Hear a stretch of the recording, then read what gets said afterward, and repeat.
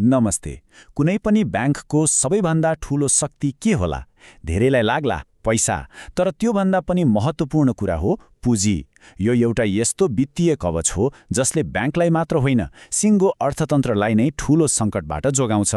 आज हामी यही महत्त्वपूर्ण विषयलाई सरल शब्दमा बुझ्ने प्रयास गर्नेछौँ। हो, यही प्रश्नको जवाफ हो ब्याङ्कको पुँजी। यो त्यही सुरक्षा कवच हो जसले वित्तीय आँधीबेहरी आउँदा ब्याङ्कलाई ढल्नबाट रोक्छ। आउनुहोस् यो सुरक्षा कवचको बारेमा अझ गहिरेर जानौँ। सबैभन्दा पहिले त ब्याङ्कको सुरक्षा कवचकै कुरा गरौँ। आखिर ब्याङ्किङ प्रणालीलाई यो वित्तीय सेफ्टी नेट किन चाहियो त? अब हेर्नुहोस्, ब्याङ्कको काम त सिधा छ, होइन? एकातिरबाट निक्षेप लिने, अर्कोतिर ऋण दिने। तर सोच्नुहोस् त, यदि ऋण लगेका मान्छेले पैसा तिरेनन् भने के हुन्छ?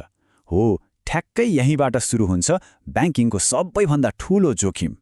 अनि यो जोखिमलाई व्यवस्थापन गर्ने नियमहरू कुनै एउटा देशले मात्र बनाएको होइन है।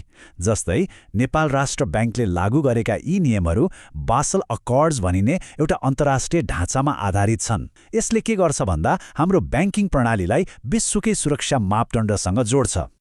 अब लागौँ हाम्रो मुख्य प्रश्नतर्फ। आखिर यो ब्याङ्क पुँजी भनेको के हो त? साधारण भाषामा भन्दा यो ब्याङ्कको आफ्नै पैसा हो। मतलब निक्षेपकर्ताको होइन, ब्याङ्कको आफ्नो। यो यस्तो कोष हो जसले कुनै नसोचेको घाटा लाग्यो भने त्यसलाई सोच्न सक्छ। यसो हुँदा के फाइदा भयो? निक्षेपकर्ताको पैसा सुरक्षित रह्यो अनि समग्र ब्याङ्किङ सिस्टमप्रति मान्छेको भरोसा पनि टिकिरह्यो। यसलाई बुझ्ने सबैभन्दा सजिलो तरिका हो सक एब्जर्भरको रूपमा सोच्ने। जसरी गाडीको सक एब्जर्भरले खाल्डाखुल्डीको झट्काबाट बचाउँछ, ठ्याक्कै त्यसै गरी ब्याङ्कको पुँजीले आर्थिक उथलपुथलको झट्काबाट ब्याङ्कलाई जोगाउँछ। अनि यी नियमहरू एकैचोटि बनेका पनि होइनन्। समयसँगै यिनीहरूमा सुधार हुँदै आएको छ। सन् 2008 को विश्वव्यापी वित्तीय सङ्कटपछि त झन् बासेल III यी नियमहरूलाई अझै कडा बनायो। किन? ताकि भविष्यमा आउने सङ्कटहरू सामना गर्न ब्याङ्कहरू अझै बलिया हुन्। अब यो पुँजी पनि एकै किसिमको हुँदैन। यसलाई खासमा दुई तहमा बाँडिन्छ, टियर 1 र टियर 2। ल, अब यिनीहरू बीचको फरक के हो त? टियर 1 भनेको चाहिँ सबैभन्दा बलियो, सबैभन्दा उच्च गुणस्तरको पुँजी हो। यो सुरक्षाको पहिलो घेरा जस्तै हो। ब्याङ्क चलिरहेकै बेला घाटा सोच्न यसको प्रयोग हुन्छ। अनि टियर 2 चाहिँ दोस्रो तहको सुरक्षा हो। यो चाहिँ कस्तो बेला काम लाग्छ भन्दा यदि ब्याङ्क नै डुब्ने अवस्थामा पुग्यो भने निक्षेपकर्ता र अरू साहुहरूलाई जोगाउन यसले घाटा बेहोर्छ। अनि टियर 1 भित्र पनि सबैभन्दा महत्त्वपूर्ण, सबैभन्दा बलियो सक एब्जर्भर हो कमन इक्विटी टियर 1 वा छोटकरीमा CET1। अब यो CET1 भित्र के पर्छ त? यसमा पर्छ ब्याङ्कले जारी गरेको साधारण शेयर, वर्षौंदेखि कमाएर फेरि ब्याङ्कमै लगानी गरेको नाफा, अनि अरू जगेडा कोषहरू।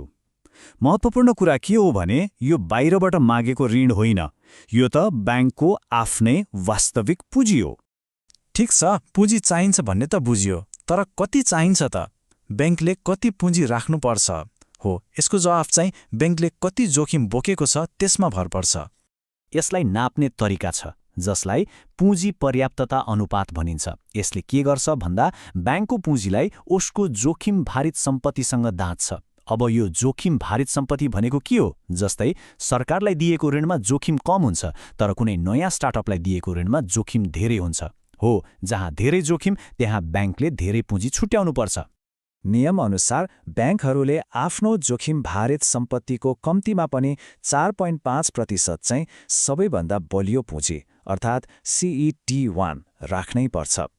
अनि टियर 1 र टियर 2 दुवै जोडेर कुल पुँजी चाहिँ कम्तीमा 8.5% हुनै पर्छ। यो तालिकामा हेर्दा अझै स्पष्ट हुन्छ। CET1 4.5%, टियर 1 कम्तीमा 6% र कुल पुँजी 8.5%। तर कथा यतिमै सकिँदैन। यसमाथि पुँजी संरक्षण बफर भनेर थप 2.5% पनि राख्नुपर्छ। भनेपछि व्यवहारमा हेर्ने हो भने ब्याङ्कहरूले आफ्नो जोखिम भारित सम्पत्तिको कुल 11% पुँजी कायम गर्नुपर्ने देखिन्छ। ल, यति धेरै अङ्क र नियमहरूको कुरा गरियो। अब अन्तिममा यी नियमहरू वास्तवमा किन यति महत्त्वपूर्ण छन् त? यसको असर के हो? यसको जवाफ नेपाल राष्ट्र ब्याङ्ककै यो भनाइमा छ। यसको मुख्य उद्देश्य नै के हो भने एउटा सुरक्षित र बलियो वित्तीय प्रणाली बनाउने जसले गर्दा आम मानिसको ब्याङ्किङमाथिको विश्वास कायम रहोस्। अन्तमा कुरा के हो भने जब पुँजीको नियम कडा हुन्छ तब ब्याङ्किङ प्रणाली पनि बलियो र लचिलो हुन्छ। यसले सिङ्गो अर्थतन्त्रलाई नै वित्तीय सङ्कटको झट्काबाट जोगाउँछ। बलियो ब्याङ्क भयो भने मात्रै त हो आर्थिक सङ्कटको बेला पनि ऋण दिएर अर्थतन्त्रलाई चलायमान राख्न सक्ने।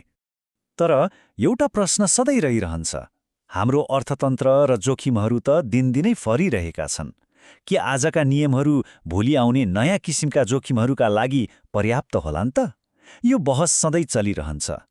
यही विचारसँगै आजलाई बिदा माग्छु। नमस्ते।